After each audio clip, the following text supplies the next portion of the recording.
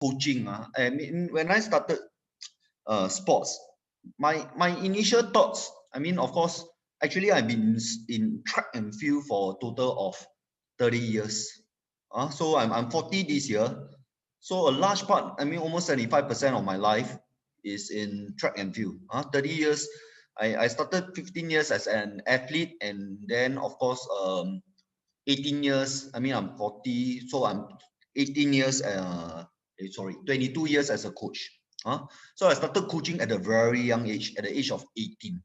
So of course, um, you know, I actually went through quite a fair bit of downtime because I had to self-sponsor my study, and on top of that, when I was in secondary school, I had to pay my own school fee, and then I was a normal tech student with a PSLE of only probably 110 marks. So you can imagine back in those days, I was that batch of students that went to 7 extended, 7B, and stuff like that. Then after that, I barely made it to secondary school studying normal tech. Okay, and then, but I've been very active in sports. Since the age of 9 years old, I was really into sports, and I was also of course, back then I was, or struggling a little bit from the dark side. I was involved in some form of gangsterism as well. That's not a nice thing to share, but it's okay. That was a time where it was a struggle, but I have very good teachers who are there who rescue me. I use the word rescue me, and at a turning point. Okay, so at that moment, when I was in, primary six that time, my teachers in the newspaper article, which I'm going to show you next, okay, he asked me to focus on track and field, which later I'll share with you. Then after that, from then on, I met my second teacher. Okay, so both time, okay, I was impacted. In fact, currently I'm still impacted by them as well, because they are still, after a decade, they are still my mentor. Both of them are still my mentor. Both of them, I constantly keep in touch with them, and then I update them on my progress. And then I was so heavily impacted by their love for me at the turning point to give me the attention that I needed. And then from that moment, right, that is the turning point. I start to switch, I start to turn it on, and then decided to make an impact, and I clearly know what I'm going to be in the future. Okay, so later I'll share with you my biography, and stuff like that. So at this moment, I think all of you every year at this point, right, you'll be very concerned about your academic result, whether it's N level, O level, PSLE, and stuff like that. You start to, your anxiety. I mean, you probably will be receiving your result in January, February. You'll be very concerned. What will be your academic result, and then from there, where do you go? My time, just to share with you, I back then we don't even have diploma in sports. In fact, the coaching industry, the certification uh, was very limited. So when I started coaching at the age of 18, you'll be surprised. I was 18 years old, I was coaching, and I coached primary school and secondary school. So you can imagine, I went in just with experience and with my first aid. Okay, so from there, you mean, and at the same time, I attempted my O level, because I went through my O level, and after I received my O level, I mean, I was looking forward for sports uh, certification. In fact, my dad was telling me sports got no future. He said, forget it, uh, Wei Leong, forget it. Don't waste time with sports.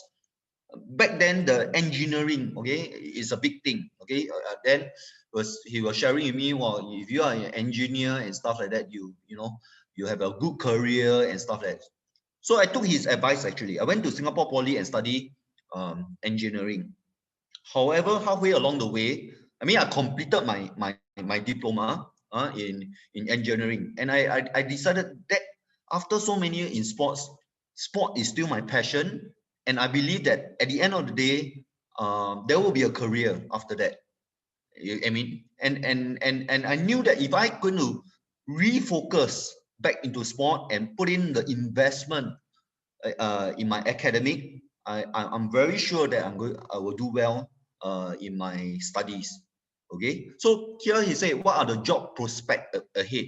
Back then, I already have that. I already caught some clue that potentially sports is going to be, you know, going to be something really big. But I never know even to this day.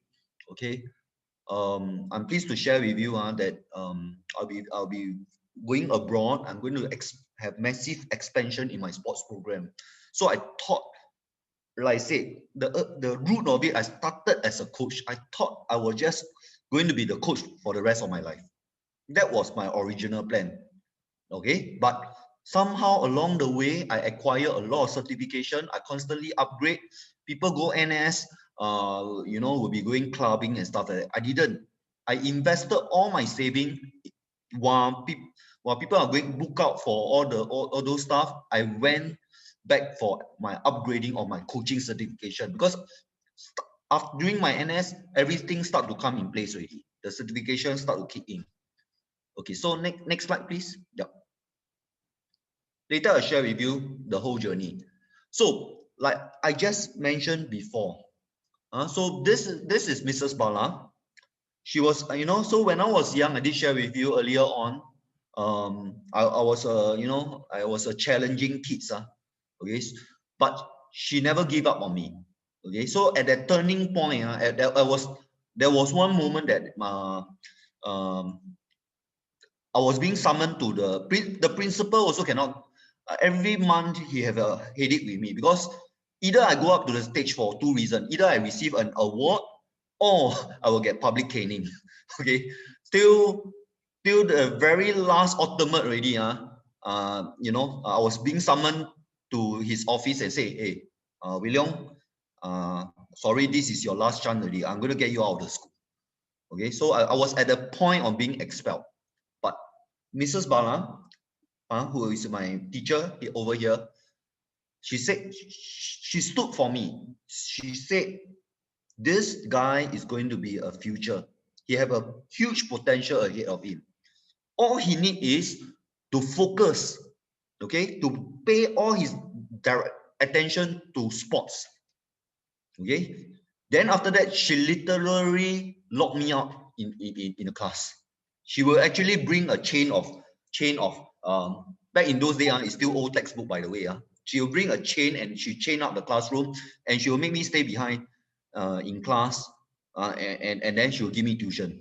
Okay, she believed in me. She said, no matter what, you must score 100 over points and pull through, go through to secondary school. Don't stay behind, don't go back in those days, it's known as VI. He said, please, you really won your national school title and stuff like that. You also a softball champion as well. You're also swimming champion as well.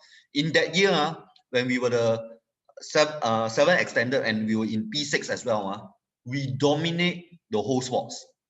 Track and field divisional champion, softball divisional champion, swimming divisional champion.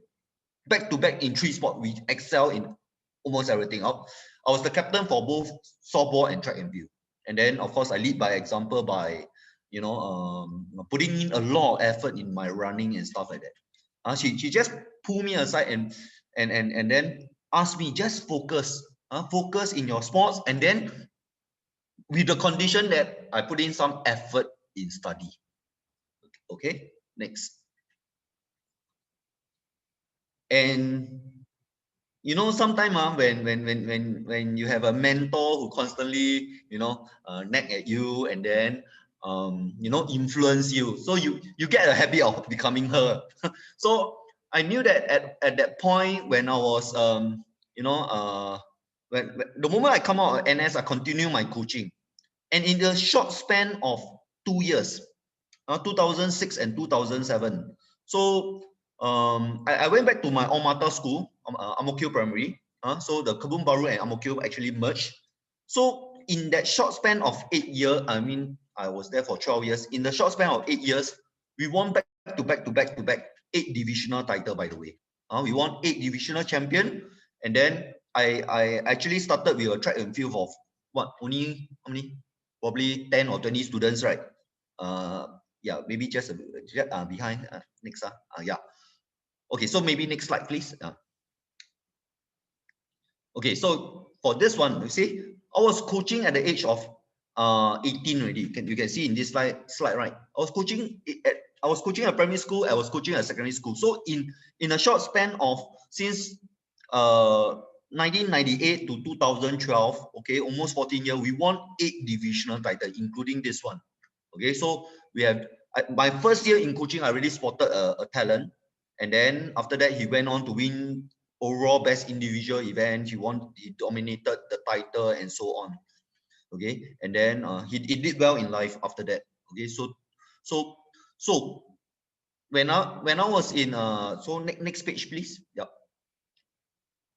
So back to this one, yeah. So this was the one that just now earlier on I mentioned about the focus. Okay. So I share with all my athletes, and till this day, I reminded whether you're in my club athletes, you're in any of my schools, I always reminded them, just like the way my mentor reminded me. Okay, focus. Okay, focus on whichever that you. If you're passionate about track and field, go ahead, fulfill it. Even this day, our minister, our educational minister was also harping on it. It doesn't matter whether it's sports, whether it's arts, whether it's engineer, wherever you are passionate in whichever field, there is a lot of potential in you. But I must say, O level is still important. N level is still important. That's okay. You still have the O. I told myself, if I want to be a good coach, I need to clear my academic. I need to go back to normal academic. When I was normal tech, I said, when I was in Sec 2, I said, hey, okay, my second mentor was sharing with me, hey, you want to go into coaching, you want to spend time, you minimum need a diploma. It's okay. At that time, we are just trying to say, clear your normal academic and make it to O level. And then when I was in O level, I was sharing with him, I probably just, let's aim for diploma. Okay. And not only I aim for diploma, I mean, though I did share with you earlier on, is about electronics, but along the way, it suddenly switched back to sports. And then the sport industry started to kick off. Then I went for my second diploma and my degree, back to back. So the 2000s, when I was 2006, I won this award. Sports Council already noticed, wow, Wei Leong had been very consistent for many years. He produced champion in primary school, he produced champion in secondary school, and then he was coaching quite a couple of schools. Then of course I ventured into entrepreneurship as well. I thought I will be a businessman. I want to own a company. And this part was a little bit of the downside. I started entrepreneurship. I think it turned out to be a blessing in disguise. There's no harm for you to explore entrepreneurship. But like what Jack Ma shared, okay, sometimes it will be better for you to, go through, to work in a company, go through the experience before you jump into entrepreneurship. Because entrepreneurship is not as simple as, well, you straight away want to start a company and so on. There's a lot of factors, a lot of things that you have to consider. So you can see, I was so popular until I was coaching 10 schools at one point, and I had to say, no, I cannot coach already, too many schools. I literally coached from morning all the way to evening until I coached all the way to university. Because at that point, all I wanted was, you'll be surprised, it's not about producing champion, All I wanted was, it is to impact the student. Any student that I come about, okay, I want to impact them. I just want to help them, just like my teacher. I never even think about what's I never even think about what is going to happen the next few years, until 3 years down the road. The next slide, please. Okay, this is the turning point. Until 3 years later, I suffer a burnout in my career. Okay, I was going at a rate that I'm going way too fast. Okay, so I decided, I suffered a burnout. I was doing very well in my coaching. I said that no, I'm a poor businessman, okay, poor entrepreneurship. I have to learn. I have to give up everything to learn everything. And true enough, I closed down my company. I sold it, and I convert my company into a club, which is I'm the founder of my club, and the club is doing very well to this day. So for me to relearn everything, I went to Master Rain Enrichment as the multi-sports program manager. And that's where I start to learn about business. And I start to learn about, how to, effectively manage my program, sales, and so on. So I learned quite a lot of things down there. And then during that time, I'm already considering, I already completed my degree in sports coaching, and then I'm really planning to attempt my master's in sport management. Okay, yep, next. And my next destination, when I was in Master Rain, 3 years down the line, I was really targeting Republic Poly, because just nice, the sport economics start to kick out. Sports coaching was the main thing, because the government already had projection. 2010, I was one of them who hosted the Youth Olympic Game. 2015, I was part of the community that hosts the SEA Game in Singapore. 2017, I hosted Asia Tug of War in Republic Poly as well. And moving ahead, 2022, we were going to host the World Tug of War Championship in Singapore, and future we will have to help out at SEA Games and stuff like that. So at Republic Poly was a major transformation for me. So down there, not only I crafted the diploma sports coaching certification, I upgrade to my master's in sport management as well. And on top of that, just to share with you what is called level 5 track and field certification. I was very honored to be the first coach to send to USA to compete with the Olympic coaches in the world, known as IMG Academy, which is the next slide there. That is John Smith. John Smith is the guru, the spring guru, who produced multiple Olympic gold medalists. So you mentioned John Smith. He's a sports director at IMG, and IMG have more than 10,000 participants all over the world and training with the best. The best is there. And when I was competing with the coaches in the States and of course in the region, I was the only one representing Southeast Asia and Singapore. And we competed with about 40 of them. And I actually came in the top 5 with distinction. I had to write a 10,000 words thesis, and then to say that, the ecosystem about track and field in Singapore. And that period of time, I produced 2 medalists in SEA Games as well. My athletes won two SEA Games medals, and then I lead the team to 2011 and 2013 SEA Games. So that was a pinnacle in terms of track and field achievement. During that time, that was the time where to this day I'm impacting not just athletes already. My focus now, even where I am right now, is to focus on coaches. I'm focusing a lot on mentorship on fellow coaches. I share with them the experience, because I've been coaching for so long. So from preschool all the way to university. So every stages I covered through. Okay. So, and then, because you'll be surprised, coaching preschool, coaching primary school, coaching secondary school, coaching junior college, all have different requirement. It's not as simple as just coach only. So these are some of the examples. Next. And then just like Angela was sharing, yep, this was when I was in poly, right? All the awards, it's not that I deliberately planned for it. It's just that I knew that it will come. In fact, right now I can share with you what is my next 5 to 10 years, because I'm someone who loves to plan. I need to have that goal. Okay, if I don't have that goal and I don't work towards it, right, then it's just like you'll be you'll be going aimlessly in your life. Okay, I take care of my family. I'm a proud dad of my 2 kids. Yeah, I have almost everything taken care of, career, everything taken care of.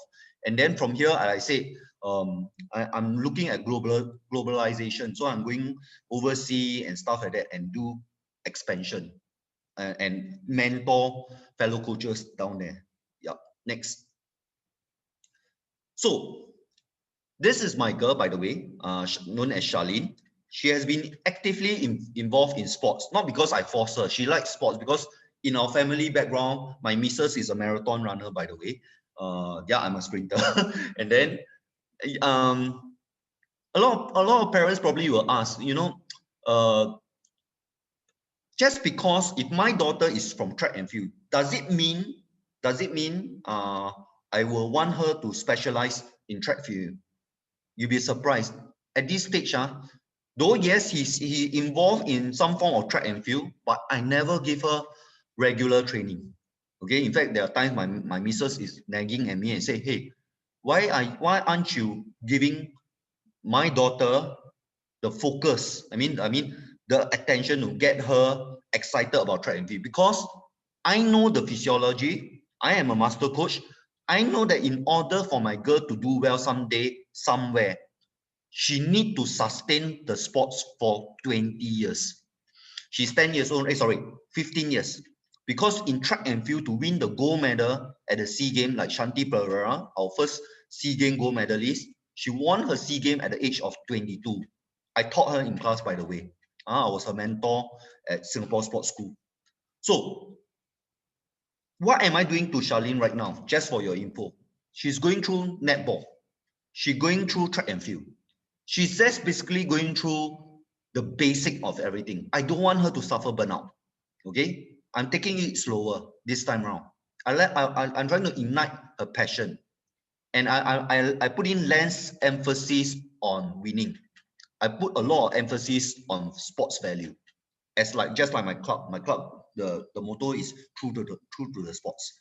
So at the end of true to the spirit. So at the end of the day, the value matter more to me than the winning, because when you have the values, the winning will come by itself. So the mindset is very important. Okay, next.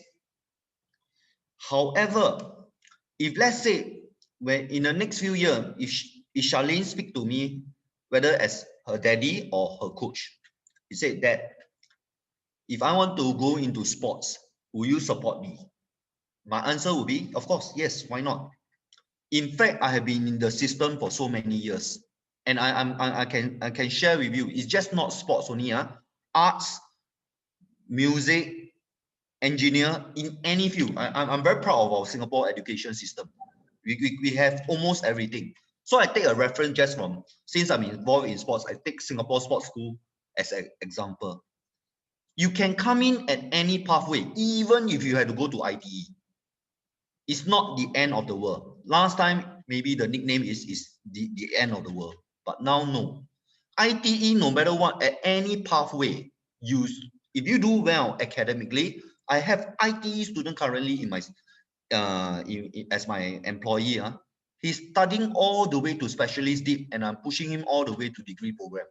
So it's never too late one. Even you come from ITE, you come from at poly level or even junior college at any point.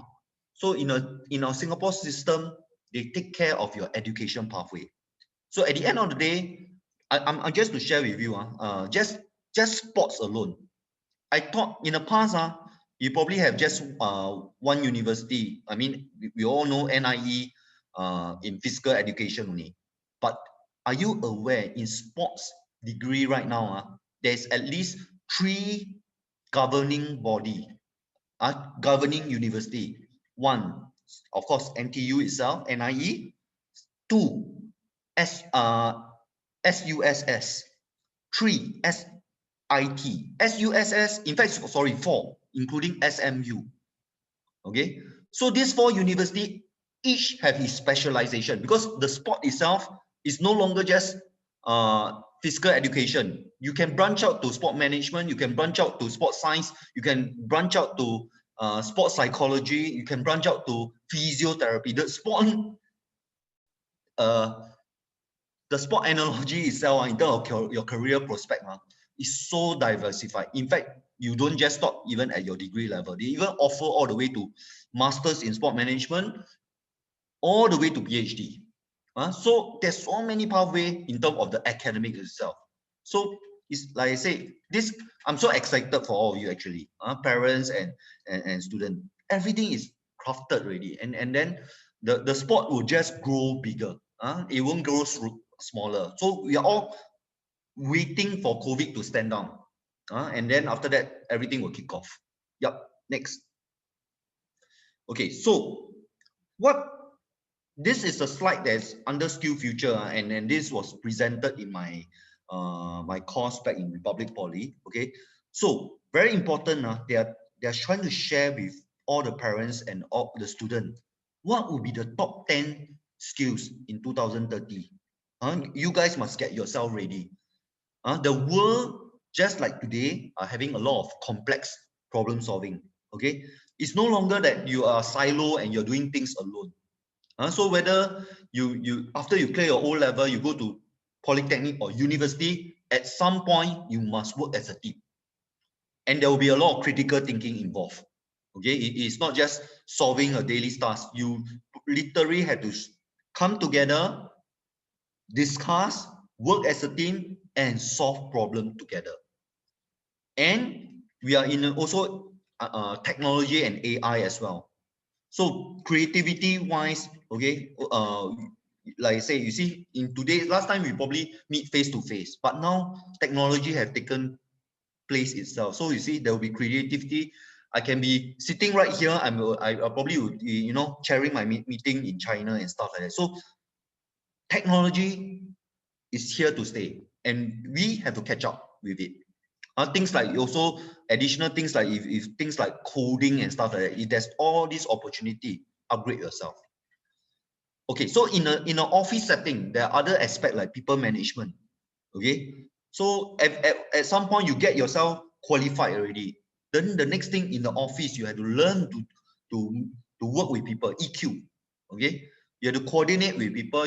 You have to know everybody's strengths and weaknesses, and then work towards a common goal. There bound to be some conflicts, but you have to learn to work as a team. Okay, so of course, other things like emotional intelligence, judgment, and decision making. This part quite pretty straightforward. And whether regardless which job you are in, at the end of the day, we still have to serve. Service orientation, we have to serve a customer. So this is required. And other things like negotiation and cognitive flexibility. That means even there are times, remember I share with you, I was a bad entrepreneur. You must learn to say, hey, that is maybe, what actually you have to do a bit of self-reflection. What went right? What went wrong? Why don't you to relearn again through some experience? So these are the things that normally, like I say, the top 10 skills that will require you in the next 10 years down the road. Yeah. Next. So what is my take-home message for all of you? This is just not in sports itself. When this is something that I reflected. What is my so-called career success recipe? Number one, in anything you do, whether you're training, whether you're attending your tuition or and so on, okay, we can give you whatever resources that we have. But at the end of the day, if you don't put in the effort, the ball is in your court. Okay, there's nothing we can do, because if you don't put in the effort and you don't put in the consistency, then you're not going to get the better grades. Okay, so it is very important. Effort plus consistency equals to better grades. Then if someone, your senior, someone who you trust, whether it's a teacher or coach and so on, who believe in you, mentorship is important. I owe my life to my two mentors. Okay, if they have not been there for me, I probably wouldn't be who I am today. So mentorship is very important. They decided to, in fact, they really put in a lot of effort to mentor me to this day. Next, point number 3. I put in a bit of you see, when I started my business, then after I convert into a club, a lot of people say, hey, Coach Tan, what's wrong with you? Why are you going to volunteerism? And stuff like that. I was very clear that I love my sports. Okay. In fact, you'll be surprised for Club Zoom, I'm not doing it commercially for myself. I actually creating a pathway for all my students or my coaches to hone their coaching skill. Okay. So they do get their allowance, fair enough, but it's not for commercial. Okay. And then there are times they have to give back as well, because this is also our club message as well. So they volunteer, they support. Of course, if come to coaching, they do get their allowance. So Club Zoom become a platform that work with all the governing agency. In fact, last year itself, at the Kindred Spirit, we have our marquee event called Kindred Spirit. We attracted almost 1,000 over students to Singapore from 9 countries. And in fact, the projection that we're going to host with Active SG and People Association in coming years will be a few thousand. Easily, it will be a few thousands kids coming down to have competition and stuff like that. At the end of the day, it's not about winning, but it's the experience. And everybody benefit, whether you're volunteering, whether you're coaching, whether you're hosting the event, whether you're even participating. Everyone will have a will take back. Yeah, so that's my joy when I see Club Zoom actually evolve. Next, if you wait on sorry, back again. Okay, about your career. So whether you're in poly or you are in university, it will be a requirement for you to go through internship. Plan your career wisely. First of all, choose what you really want to study. And at the same time, while you are studying in polytechnic or university, they come to this point where you have to choose a company. Okay, you have to work. So the internship matter here.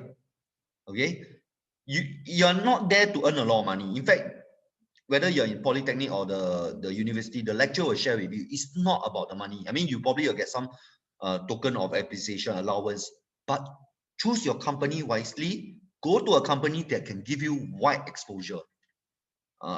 Unfortunately, I mean, not say on a positive note, my most interns who went through my company, they were overwhelmed. They say, "Wow, Coach Tan, I learned so much here," because my company actually diversified quite a fair bit, from preschool to swimming to track and field and so on. So many things in sport event management. But like I say, it's very enriching for them. So like I say, don't say no to, if you are given this opportunity, diversify a bit, learn as much as you can. Okay. Okay. Fifth point. Sorry, two more. Make informed choice. Okay. Educational pathway. I'm glad that you guys attend this talk, because I wish I had this talk earlier. I had to go through a bit of trial and error. Remember, I said I started entrepreneurship. I wish somebody would have advised me not to start and probably say, hey, work first. And then I wouldn't probably waste a few years of that time. And though it's important, but I did suffer quite entrepreneurship, there are ups, there are downs as well. So it's not always sunshine as well. So like I did share with you, go through this, please attend some talks, and then find out your career pathway as well. Okay, then strategize, discuss with Lenny as well, all of us. I mean, of course, there are times you can get back to us as well. We will share some advice with you. And last point of all, take part, if whether you're in polytechnic or in university or junior college, maintain your CCA, because now everybody can score A already. Okay, I can share with you, a lot of you can score A, but you come down to a crucial point. I'm not sure whether are you aware, your CCA carry 2 point demerit point. That means bonus point. That 2 point can put you ahead of your competitor. Okay, because when we do interview for you guys, I always ask the O-level student, why do they want to be a coach? Okay, and then show me some example in their CCA. Trust me, I got a lot of 10-pointer student. I got a lot. Some of them refuse to go JC. I ask them, why you don't go JC? They say, I want to be a good coach. Then I say, show me some example in your CCA. Then after that, some of them didn't really show some CCA. and they actually lose out. You may be 10-pointer, but we will reject you because you didn't show demonstration that you are actually passionate about your sports. So I say, you want to, if you really want to do well, please, the CCA, actually, I mean, in your school setting, right, they are reminding you to contribute. It's not about winning. They are not looking at championship winning all this, and then you get your bonus point. They are looking at your attitude, at your other values, leadership and stuff like that. All this will contribute to a good CCA point. That means anybody can get high CCA point grading. This is given. Okay. Next. Okay, so of course, coming to where I am. Okay, if you want to find out more about us in terms of I did mention with you swimming program. You can consider, as if you are stationed around Bukit Merah area, and then you need a swimming services. We have our premises at Sport Lifestyle Initiative. If you are in track and field, if you want to venture into track and field and stuff like that, we are all over the island. We have about six training center around the island. So Serangoon is one of them. The last one actually is quite interesting. I mean, you all can buzz around. We are the first one that had this sport analytic testing, talent identification, where you go through a series of activity, right? So we actually tie out with Czech Republic University, and then they come out a very advanced AI system to talent spot your kids. Yeah, so we are the very few. I mean, we are the only company that provide this type of service. In the market, they don't even have this type of gadget to predict your outcome. So these are the services that we provide. Okay, if not, more or less, we can go into any question. Next, Angela.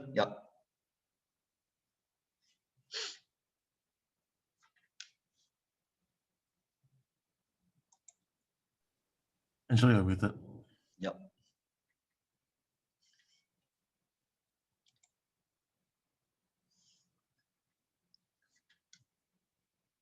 So parents, if you have any question, you can probably, you have any question for me, you can send it in the chat box. All right. So thanks, Coach Wee Leong, for sharing with us so much about life. Every time he shares, I learn something new. So for example, today, I just learned that his daughter is also talented in different sports. I thought it was just in athletics. I also just learned that his wife is a marathon runner. So it's really interesting to meet a whole family of sports enthusiasts. So thank you very much for sharing all that you have learned from, not just as a student, as an NT student, all the way to a master's holder and a master coach in Singapore. But I think what really struck me as really memorable is the kind of persistence, the kind of resilience, and the kind of passion that you have for what you do, despite the setbacks along the way in your entrepreneurship journey. All right, thank you very much, Coach. So I think for the question and answer, we'll leave it to after Lenny has shared with us. So without further ado, I'd like to introduce Lenny to all of you. Okay, thank you. So Lenny is the co-founder and principal of Impact Circle Education.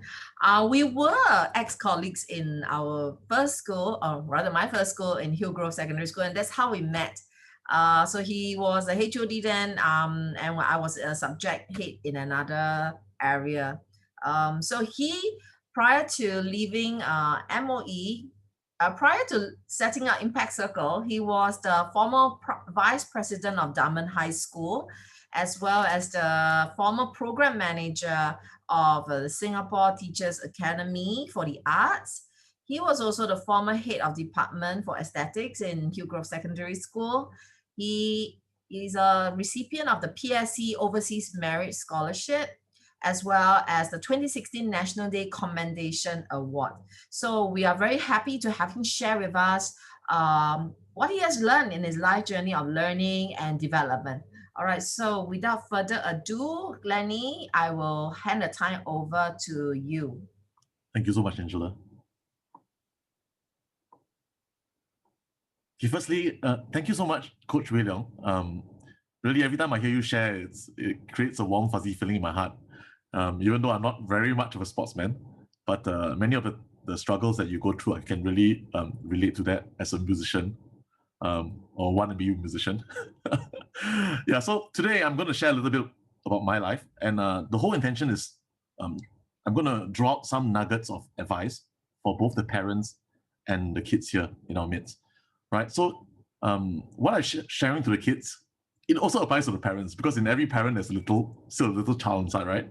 And in every kid, what I share with the parents also relates to the kid, because in every kid there is a future parent, a future father, mother, or even a future coach and mentor to other people, other younger people, right? So this is very important. So without further ado, okay, let's start.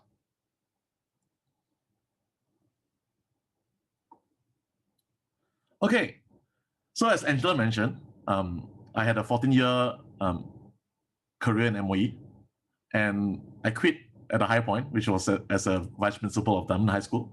Many people ask me why I'm so stupid, why I quit, right? I told them I also don't know. But actually I know lah, right? Because life is not just about climbing the career ladder. I think it comes to a point of time where you need to make a decision about what you want to do with your life. And at that point of time when I was about heading to 40, I felt that it was time to move on, because I wanted to learn other things.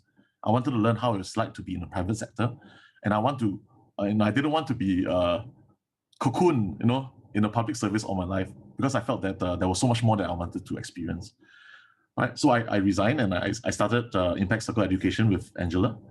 It was a brave move, because I have 3 kids on my own and I'm a sole breadwinner. So it really takes a leap of faith, lah. But I think you only live once, right? So YOLO, right? You just have to do what you have to do, but you have to do it in a safe and realistic way as well, right? You need to balance the dreamer with the practical aspect. Okay, so let's start from the very beginning. Okay, so these are me and my brothers, right? I'm the one in the middle. I'm the eldest one, and my brothers are twins. So when I got them, I was very, very happy, because I've been asking my parents, for siblings for very long, right? So we are really very close family, and all of us did very, very well. So this guy, he's got PSLE 274, so he became a doctor. And a very good doctor, a very passionate doctor, right? Really believes in what he's doing, right?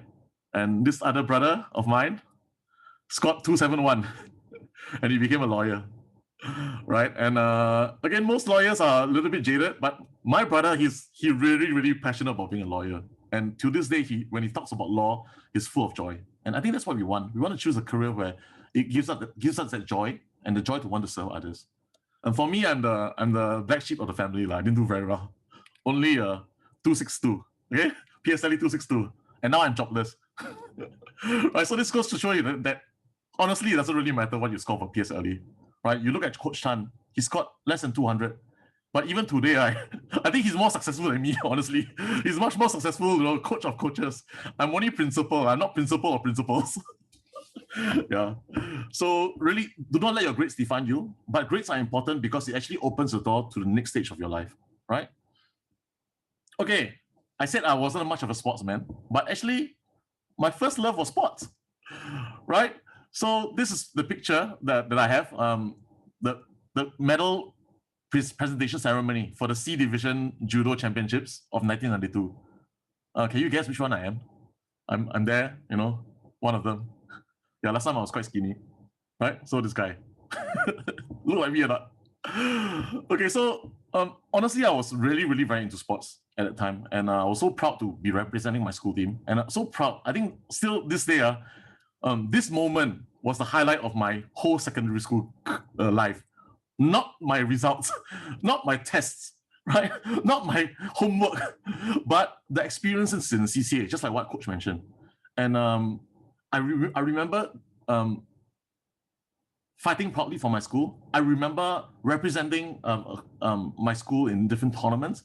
I also remember taking part in different activities in school. Like I was one of the Keller Fairs for one of the school drama productions as well, right? For Romeo and Juliet. So all these things are what makes your life colorful, and you really remember them, and you learn from all these things. And none of these experiences are actually wasted, even though I might not be a full-time judoka now, or professional sportsman, or a professional actor, but still all these things form a part of who you are. This is my inspiration. She was my music teacher in JC. right? I was a late bloomer, so I really, really struggled in music. I only started learning the piano in Set 1, right? But after judo, I knew I had to make a decision when I broke my arm in judo. I knew I had to make my decision whether to focus my time on music or to choose sports, because I know that if I continue on with judo, I run the risk of further injury, right? So in the end, at the young age of secondary 2, right, I decided to hang up my judo gi, right, and focus on piano. So I really, really practiced very hard. So I started in Set 1. By Set 4, I was grade 8, and I scored distinction in my piano because I practiced 2 hours every day, at least.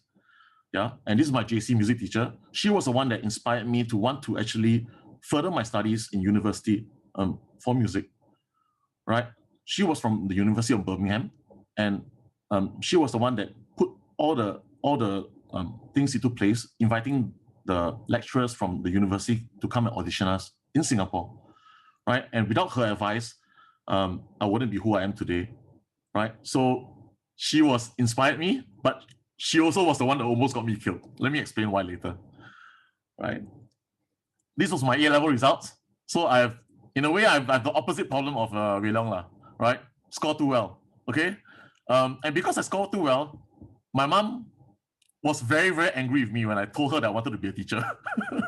She said, Lenny, you scored so well, aren't you wasting your results? I mean, you can be anything you want, you can go and be an engineer, you can go and be a successful whatever. Why you want to choose to be a teacher, right? And what made it more difficult was that my mom herself, she was a teacher, okay?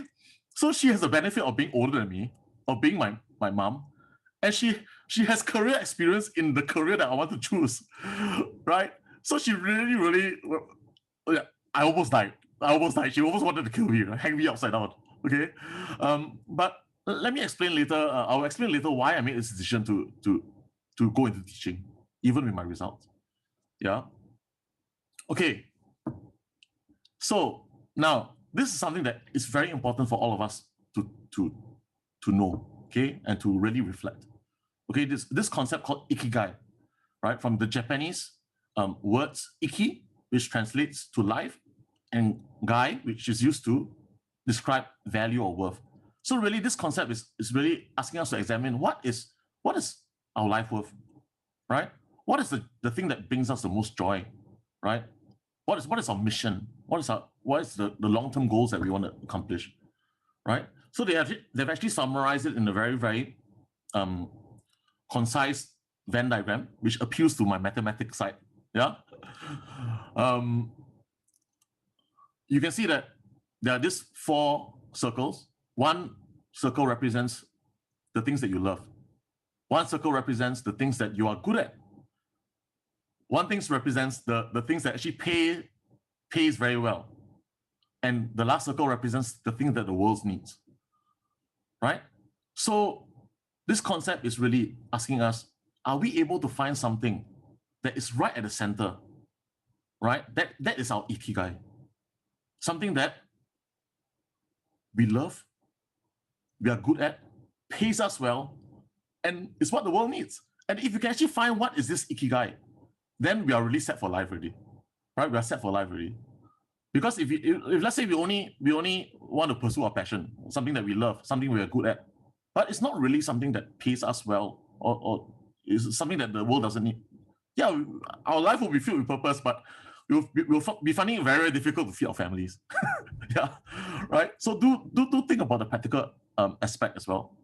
Whereas on the other extreme, we go for something that pays us well, or maybe our parents want us to be a lawyer. Okay, so we go and try to be a lawyer, but we don't like law. I mean, we don't have any passion for law.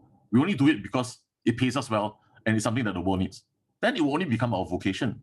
It will never really, really become our passion, right? Or even we won't feel that it's our mission, right? So this is actually very important to consider. Okay,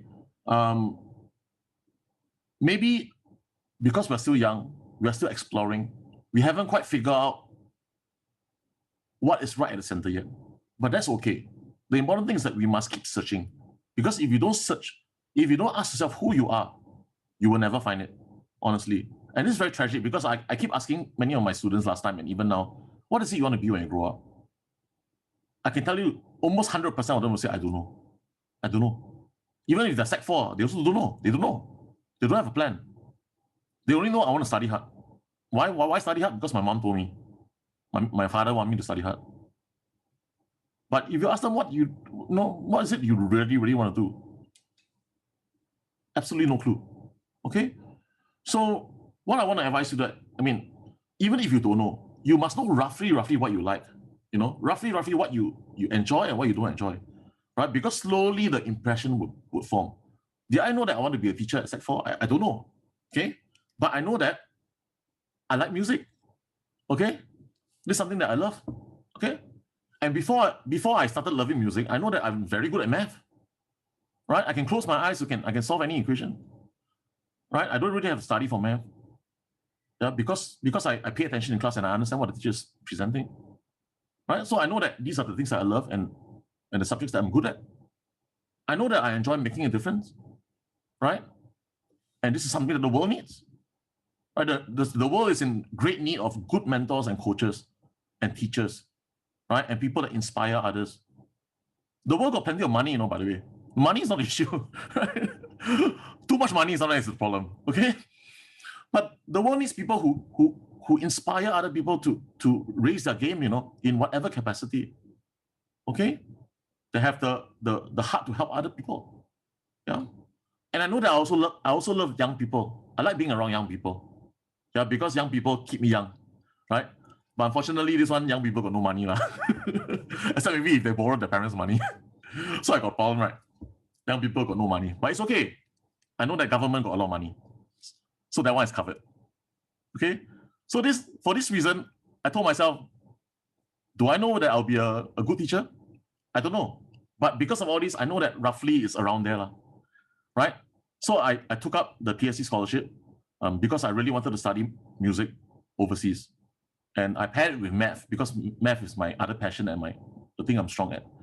And that time, don't have so many opportunities, don't have Singapore Sports School, don't have SOTA, don't have. So I know that if I really want to study music, I need to go overseas, and my family got no money, so I need to get scholarship. So I need to study very hard. So that was what motivated me. Okay, yeah. So I took the scholarship. I went overseas, and this is quite havoc, right? Right, this is me. And despite what it may look like as though I'm very, very happening, this is actually my group of church friends, even though it doesn't look like it, right? And what happened is that the guy with the funny hair, he was about to get married, right? So we went to celebrate and have a stag night. So we went to the amusement at Bristol, amusement park at Bristol. Okay, right? So really, what did I learn? What did I learn in the UK? Honestly, I didn't learn that much in the studies itself, to be honest. But I learned a lot by being there, being in a different environment, okay, experiencing a different kind of lifestyle, and being independent and learning how to take care of myself. So this learning is so much more important than doing well for studies also, right? You need to know how to cook your own meal. You need to know how to plan your own time, right? You need to know how to take responsibility for your own safety, because over there I also received racist abuse. I was also flashed at by a drunk person. Okay, so a lot of weird things are happening over there, right? But through all these things, I learned a lot, and I learned to be independent, and I really value this learning up to this day. When I came back, I told myself that I wanted to teach in a neighborhood school, in a heartland school, and I got my wish. So all my experiences as a teacher was in heartland schools, right? Firstly in Pioneer Secondary School, and then in Hillgrove, right? So I really enjoyed teaching math and teaching music. These are my two the subjects that I love. And you can see that as a teacher, we really find meaning in reaching out to others, right? Even though it's not like when teaching guitar, it's not about exam results, right? But it's actually giving the opportunities to someone who might not have the resources to have guitar lessons outside or to have keyboard lessons outside. But you give them the chance that they can learn enough to figure out whether they like it or not, right? So to me, this is very important. This is even more important than the grades, actually, right? To give people the experiences that maybe in their families, they don't have the resources to do it. Yeah. Okay. As a teacher also, one of my aims is also to replace myself, right? To find my successor. So I'm very proud. This was one of my students from Pioneer Secondary School. She was my first student that became a music teacher herself, right? And yeah, teaching is finding meaning in inspiring others to follow in your footsteps, right? That's very important. Be it as a teacher or in other professions as well, right? This is another of my students from Pioneer Secondary School. Some of you might even know her because she's part of Singapore's most famous English band, right?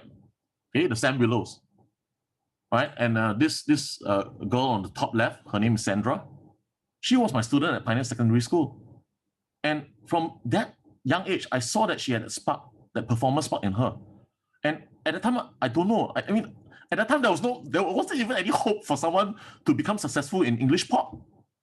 Even if you're successful in pop, it's all Chinese pop, right? You go to Taiwan, you go to Hong Kong, and you make it big there, right? Nobody makes it big as an English pop artist. There's no hope, okay? But Sandra did. She formed a band, right? They're very well known. They have a very good, very strong following. And I'm quite proud to say that I was one of the people that gave her that initial platform. I performed with her during assembly, school assembly, right? That time I was a teacher, she was a student, but now now if I perform with her, I'll be the calefare, honestly. She will be the star. I'll just be the one, like, just backup keyboardist or whatever. Yeah. Okay, so part of the Ikigai is finding meaning in inspiring others to break new ground. Okay, to find success where you don't think that success is possible. Sometimes you never know. 20 years down the road, you don't know what the world needs, but in the end, you have what the world needs, okay? Right? So always look to the future, not to the present or to the past. Okay, so she dropped me a very nice message a few years back. She says that, you're definitely one of the teachers that make my high school life much more memorable. And this is my favorite part. Thank you for being that one music teacher that encouraged me and spurred me on with your love for music, despite my lack of ability in the subject of math. Because I was both the math teacher and the music teacher. And this phrase is really imprinted in my mind. It's so funny because, I might not be very successful in getting her to get an A for math. But in the end, it was the music side that spurred her on, and she remembers that. She appreciates it. Yeah. This is another of my students from Hillgrove this time, right? This time she's my math student, right? And at the time when I was in Hillgrove, as a new teacher, a new head of department, they posted me to the last express class for math. And this class is very crazy. You know what's the average score?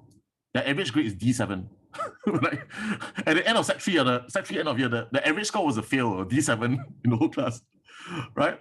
But through the year, I had to really spend a lot of time before even starting to teach them math, but to spend a lot of time motivating them. The first 10 minutes of every lesson was, you can do it, right? Dream big. Tell yourself it's possible. Tell yourself you can pass. You're better than you think you are. I had to really, really speak these kind of words, that make them see beyond what they think that they are, right? And when I was a VP at Dunman High, she sent me an email which literally it broke my heart, right? She said this, E8s and F9s were not a big deal when I joined as a teacher. Our previous teacher told us that we were hopeless. We were in the last express class. There's no way we will make it anywhere. He got frustrated and we got angry, right? Eventually, he left and he never came back.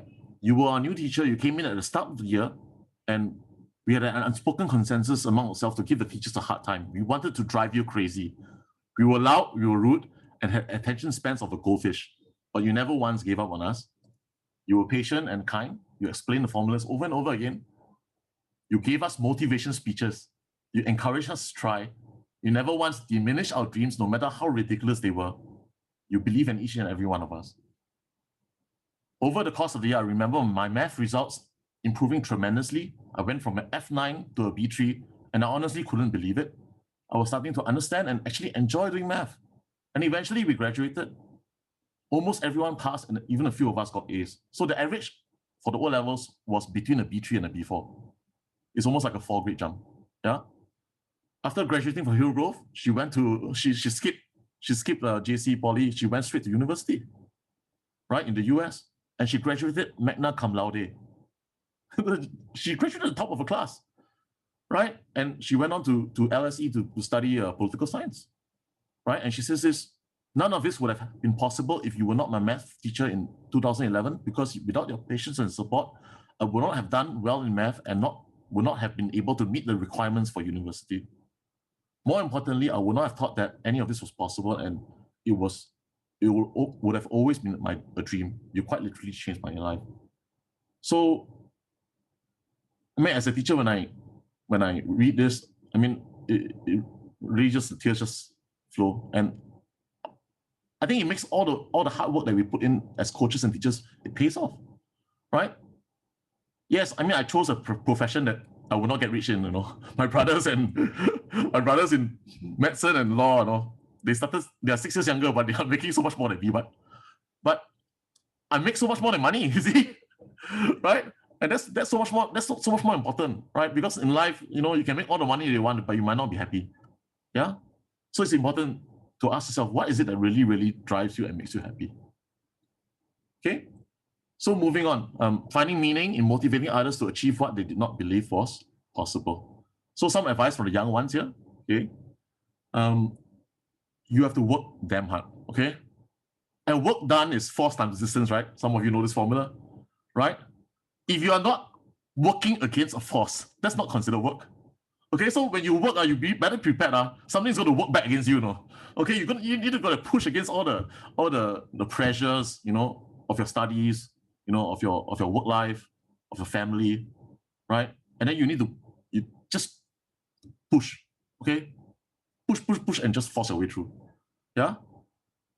And your dreams will not work unless you do. Okay, this is a very, very good advice. Your dreams will not work unless you do. And I have one student that put this as his phone screensaver, okay? He put it on his phone screensaver.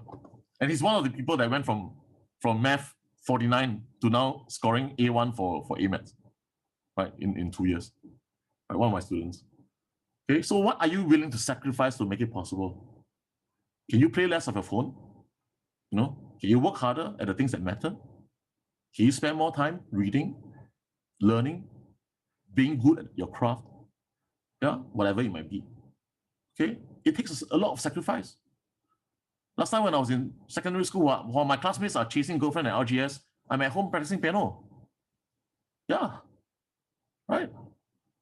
So there are 3 races of life: the long distance, the middle distance, and the short distance, right? So the long distance is the ultra marathon. Okay, so what's important? You must know yourself. Know how much you can take. Don't start off running so fast and then you burn out. Okay, there's no point, right? Ask yourself, at the end of your life's journey, what will success mean to you? What is your life worth? Okay? And you need to have that goal in mind. If not, you will never achieve anything. What is your lasting legacy? What do you want people to remember you by? This is very, very important. Yeah? And how well have you prepared your successors? Right? If you can build out a whole good company, but if you don't prepare the next person to take over, in less than 5 years, it can just come crashing down. Okay, your legacy will be tarnished, right? Next, the middle distance. This is like your 5-year plan. Maybe you've just started Sec 1, right? This is like what you want to be after Sec 4, right? So again, know yourself. Know what you enjoy. Know what you want to do. Know what CCA you want to choose, okay? Right? At the end of this phase of your life, what will success mean to you? What doors do you want to open up? Okay, for me, I know that I need to get a scholarship, so I have to work super hard. Okay, I need to I need to do well, not just in studies, but also I need to have a good leadership portfolio in my CCA. So for me, I was a choir president in JC, and even though I don't like being a leader, I forced myself to do it. Actually, I'm not a natural leader. Yeah. Okay? And how will this phase help you to get to the next stepping stone, to build up to your long-term legacy, right? Now, the sprint is what you do every day, right? Again, you need to know yourself, know your strengths and weaknesses, okay? At the end of today, what will you consider you have succeeded for the day, right? Is it to complete 5 pages of homework? Is it to practice, 1 hour of your instrument, musical instrument? Is it to train for, long distance jog for 1 hour? It's up to you. You have to decide, but decide on something, right? Because if you don't plan, if you fail to plan, you plan to fail. Yeah. Okay. What are the goals that you need to set aside for today to put you in a better position to reach your middle distance targets? So slow incremental steps, right? Maybe the finishing line is very far away, but you need to take every step. If not, there will be no way to get there. Okay. And do you finish a daily quest? Many of us are very good playing phone apps, right? Our phone apps, our mobile games, every day got a daily quest. If you don't finish a daily quest, you won't get the goal or you won't get the XP or whatever, right? But we are so good at doing our phone daily quest. But how about the daily quest for our life? Right? Did you finish your daily quest for your life? Isn't that more important than the phone?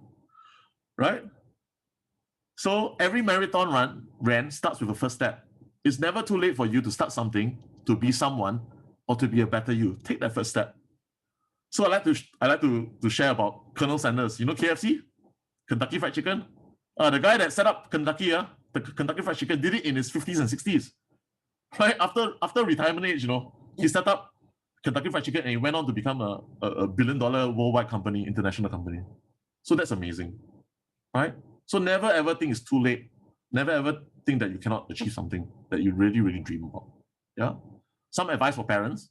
So kids, next time you also be a parent, right? Or a coach or mentor, so also listeners, good advice. Okay, so parents, be the lighthouse, not the navigator. Okay, you have to remember that your kids they need to chart their own course. They need to set the direction. They need to sail off to somewhere, that they plan to sail to. Okay, our job is just to illuminate the path, to make sure that they are aware of the dangers, the pitfalls. They're also aware of the potential opportunities. We shine the light for them, but we don't go and take the wheel and drive them there, okay? Right? So, very important, they are living their own life and we cannot live their life for them. And even when I share this, I'm also thinking about my own kids. I have to remember my own advice.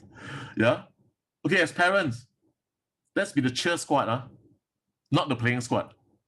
All right? Our job is not to be Ronaldo. All right? Our job is to be there at the sidelines, go, yay, go for it, score the goal, don't give up, get up, keep going on. Yeah, that's our job, right? Let us not take away their opportunity to learn by playing the game for them.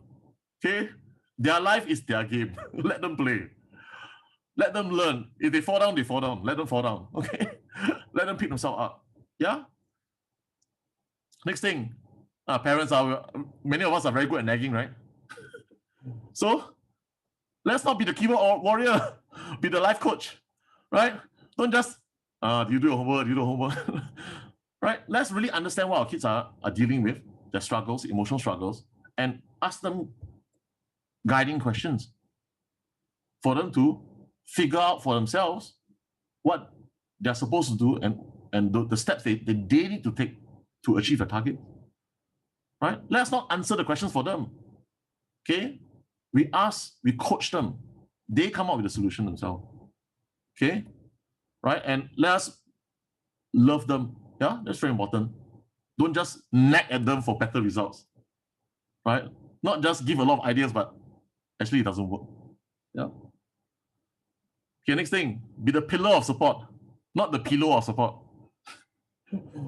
Okay, so what's the difference between pillar and pillow? The pillow is something you make your head more comfortable, right? Right? Make your sleeping more comfortable, right? So let us not make life more comfortable for our kids, okay? Yeah. So comfortable until they will be sleeping all the time. They won't wake up. Yeah. But let's be the pillar of support. Okay. When we are the pillar of support, We just stand there, you know. When they need help, then they come to us. And they're standing on their own 2 feet. They're not lying down. Okay? They are so important. We need to be the support such that they're still standing up. Okay? Yeah, because in the end, they have to learn to stand up on their own 2 feet. They have to learn to deal with their own struggles in their life. Right? But whenever they need a hug, whenever they need a helping hand, we are there to be that pillar for them. We'll never leave them. We'll always be there. Yeah. Don't just give all the model answers, but be the role model. Right? So if you can model hard work, model lifelong learning. Whatever we don't want our kids to do, let's not do it ourselves. Okay? Like we complain, I myself, you play too much of phone, play too much computer, but I myself, I'm playing the phone. Yeah. So very important. Let us be the role model, right? Someone that our kids look up to. Yeah. Someone that our kids will be proud to call mommy or daddy. Yeah. Okay. In summary, every kid is different.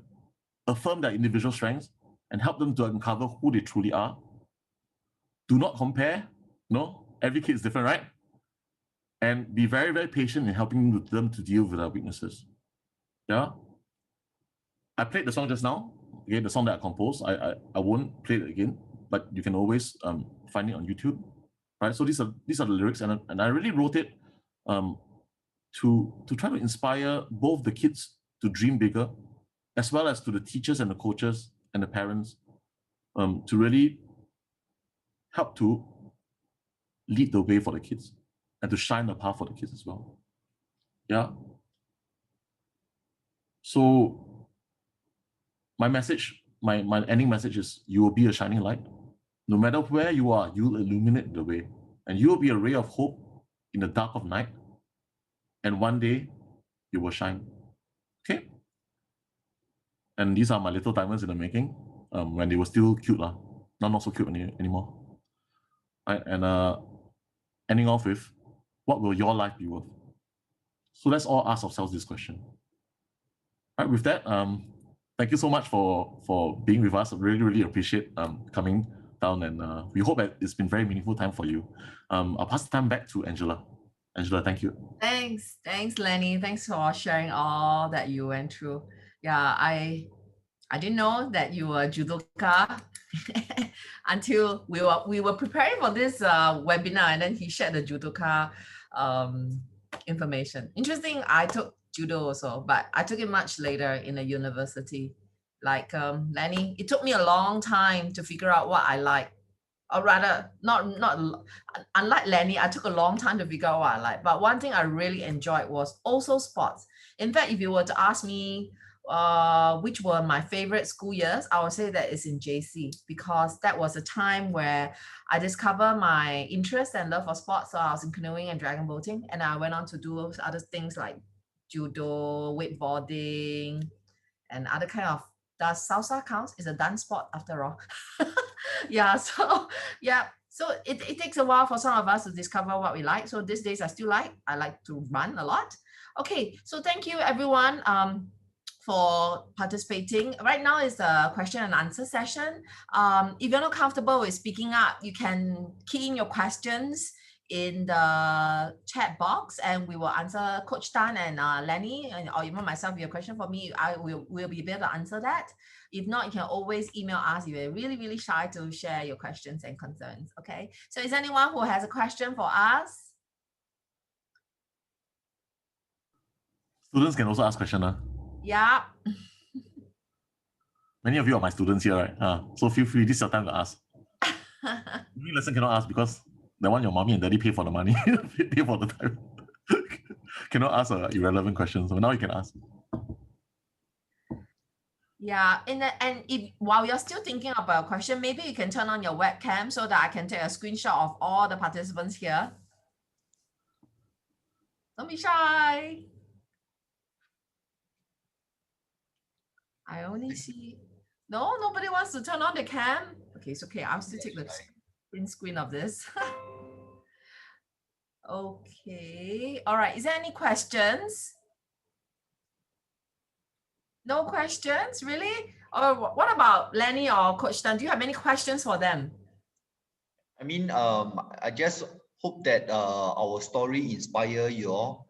I think this, at the back of mind, I just hope that at least, I mean, I wish that when I was your age, I mean, I wish somebody had shared with me this type of inspiration story, and then it will get me reflected, because back in those days, I mean, I don't, in our sport industry, we don't really have someone sharing all this type of story with us. I mean, back in those days, sports education is definitely not there. So I think this is the time. I mean, whether it's from the education or the music side, what we actually want to give you guys. I mean, this, you have a long way ahead, and like I say, be as imaginative as you can. Dream, don't stop dreaming, because there are time people also laugh at me and say, sure, no, good, you wanted this, and then after that I told them I want to be a sport manager. They say sure not. Then after that, now I want to be a sports lecturer. They also doubted me, and then so but I'm very sure I clearly know who I want to be. Yeah. That one you have to be very sure about yourself. You need to know yourself. I think there are times there's nothing wrong about reflecting. Ask yourself, talk to yourself, and then think ahead. Okay, if you can visualize ahead, or find some common points, find some mentor like I did share with you. Don't feel shy. Just open up. In fact, I am who I am when I was. Now I'm 40 years old. When I was 13 years old, I was as vocal as this already. Because the way I asked my mentor, I'm never, I wasn't that shy. I just go ahead and just ask, hey, what I want to be, and then and they are very open with me, and they talk to me because they have experience. They actually can give me the appropriate advice according. So same thing. If this time, or maybe after that, you carry on with your tuition and stuff like that, by all means, please ask. Okay. I mean, we will be glad. We'll be there definitely to assist you. Yeah. Yep. That's for me. Thanks, Coach. Yep. How about you, Lenny? Do you have anything to share with them? See, Angela, do you have the feedback form? Sorry? Is that feedback form? Yes, I'm actually going to come to that to share screen. What do you get to fill in the feedback form first before I start talking again? Okay, sure. All right. Actually, I want to share. Okay, never mind. I will share that later. The feedback form. Okay, so we really appreciate it if all of you can provide some feedback so that we can continue to improve and provide better content. Okay, so you may just wish to take out a phone to scan the QR code here, and it's just a very simple 4-question survey for you to complete. And while you're doing that, I think Lenny, you have something to share with them as well.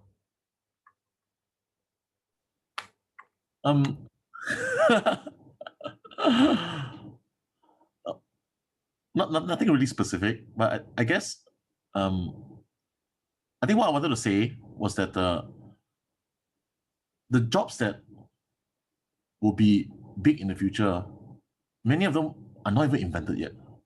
So honestly, right, there's no point in really doing a lot of detailed forecasting for the future. Much more important is like you have a kind of an idea of which sector you want to be in, right? You want to be in arts, you want to be in engineering, you want to be in finance. Have an idea of what area, right? And then you need to be flexible to ride the wave, Like last time, as a teacher, the arts teachers and the sports teachers are always the ones that are the most looked down upon, honestly, because their subject is non-examinable. Yeah, their subject is non-examinable. So closer to the exam, they will say, "Oh, can I borrow your PE period? Can I borrow your art period? Can I borrow your music period to do my revision?" Right? And that was then. Okay. That was also why my mom was against me doing music, because that's the impression of music teachers. But after coming back, after studying and coming back, the whole thing changed. Right? And the fact that I was a music teacher it actually provided me the opportunities that I might not have had if I was just a normal subject teacher. Because as a music teacher in my first school, I was the only music teacher. So I become straight away by default, I'm the head of department. I'm the head of the music department. Yeah, I become the subject matter expert. And I have all the leeway that the school gave me to actually do interesting programs for the kids. And when I do that, I grow as an officer, as a teacher, as an educator. And also the leadership knows what I can do. They actually see me in action. And that's partially why the promotion for me was quite fast. Yeah. And the other thing is this, because previously, because it was non-examinable, art, PE, music was looked down upon. Okay. But now, ironically, because it's non-examinable, we have the space to actually infuse what they call the 21cc, the 21st century competencies, right? So because we don't have to focus on the exams, we can actually come up with creative ways to infuse the training of these skills in our physical education, art and music lessons. And because of that, MOE elevated the status of these subjects, right? And if you go to MOE HQ, right, all the other subjects are the teachers they will have the Academy of Singapore Teachers. That's a generic one for all the subjects. Hey, but for art and PE, it's different. No, PE they have their own Academy of Sports, physical education, right? For music, we have our Singapore Teachers Academy for the Arts, which I was part of the team there as well, right? So this is the funny thing about life. Things can turn, and I just want to say that whichever career that you choose, in future, just be prepared to ride the wave of change. Yeah, where there are difficulties, there are always opportunities as well. Just like even now, right? COVID, many businesses shut down, but there are also many businesses that are shooting up. Okay, so you need to find a way to pivot and to adjust. Yeah, like us, instead of classroom teaching, we do online teaching, right? And we leverage it for the benefit of the students and the company. Lenny, just to echo that, actually sports, arts, music, we actually survived the COVID. We are the winner during the COVID time. we actually, there's the demand actually shoot up a lot during this period of time. Yeah. So you see, so this is a very, a lot of them think that your sports. In fact, now everyone also being more health conscious and stuff like that. Yeah. Okay, so back to you, Angela. All right. Thanks for sharing. So I hope that all of you have managed to scan the QR code and provide your feedback. All right. If you want to continue to write to us and things like that, just do so. All right. With that, I will like to present you a free gift that we have for you from Impact Circle, as we mentioned in our poster. To thank you for attending our webinar, we'll be providing a one-time 1-hour free trial lesson for interested attendees, and we'll be extending a $200 discount off our term program for term 1 for all new students. Should you decide to sign up with us, and this is only valid till 15 December. All right, so if you are keen to find out more about what we offer at Impact Circle or even at a Sports Lifestyle Initiative, do stay back and talk to us. We'll still be here. All right. So thank you very much. Thank you everyone for attending, parents and students alike. Like I mentioned, this is part of the holistic development program that we provide for our students and their parents. So for those who are members of the public, thanks for joining us. And we hope that you'll be able to join us next month and the following months for more interesting webinars. For January, we are having a Strength Finders coach. And February, we're having a happiness coach. And in March, we're having a NUS professor to share with us about social media. So we're really very excited to be planning all this for our students and parents. And if you have friends who want to join us, do give us a WhatsApp call or drop us a message on Facebook, and we'll be more than happy to talk to you about what we can offer. All right. So thank you, everyone. Thank you for joining us today. So if you want to stay back and chat with us, feel free to do so. We'll be here. Okay. Thanks, Coach Tan, for your wonderful sharing today. Yeah. If not, that's the end of our webinar. Thank you, everyone.